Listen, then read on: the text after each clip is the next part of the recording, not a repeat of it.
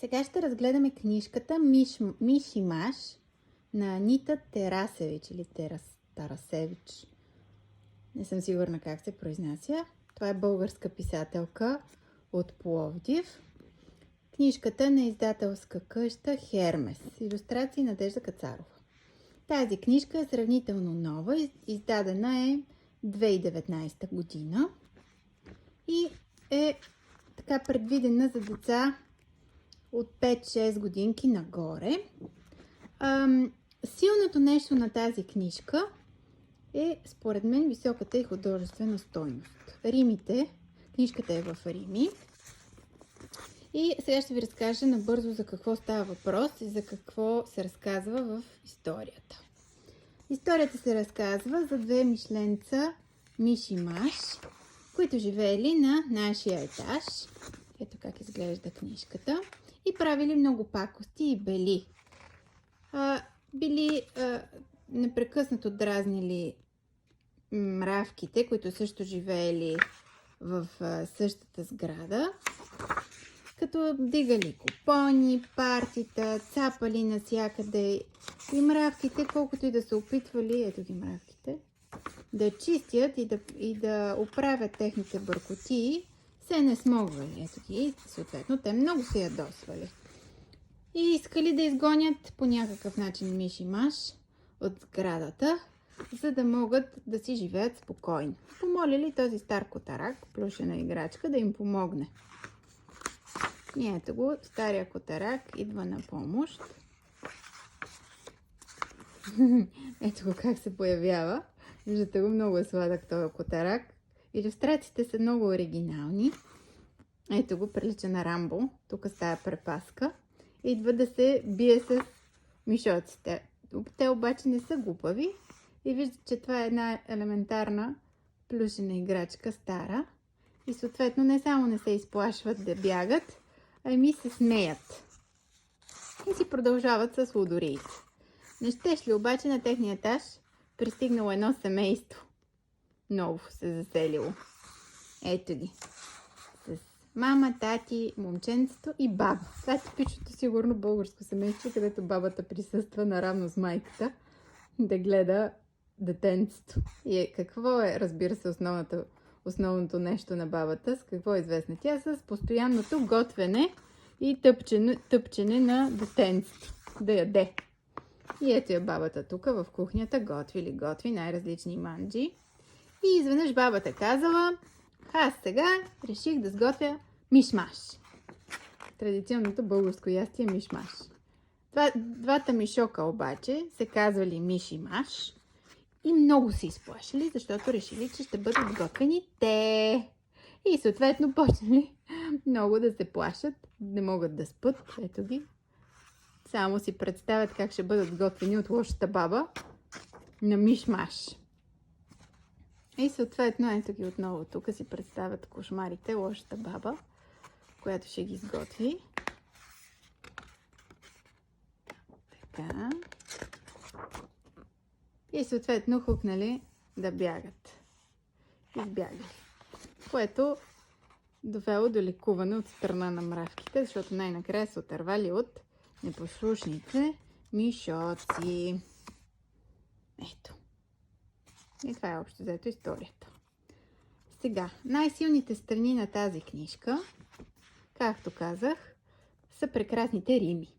Изобщо много добре е написана от към литературна гледна точка, според мен, книжката. Малко е дълга за малко детенце. Примерно 1-2 годинки детенце сигурно няма да издържи толкова много на историята.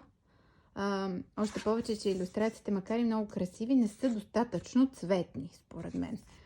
Тук сега първата страница, корицата, е много цветна.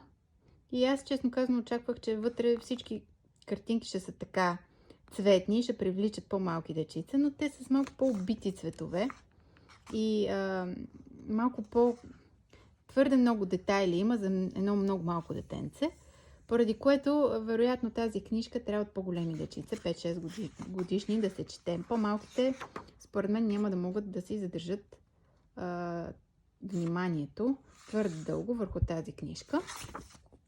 Затова пък за 6-7 годишни деца е страхотна.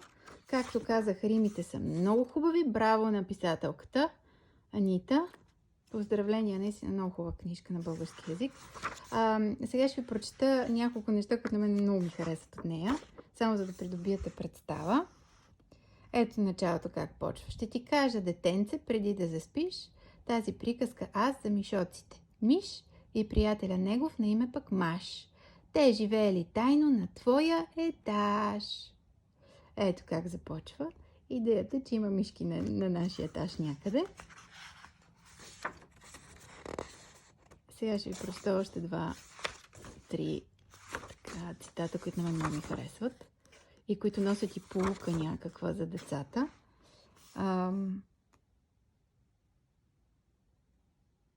Момент да видя. Ето тук.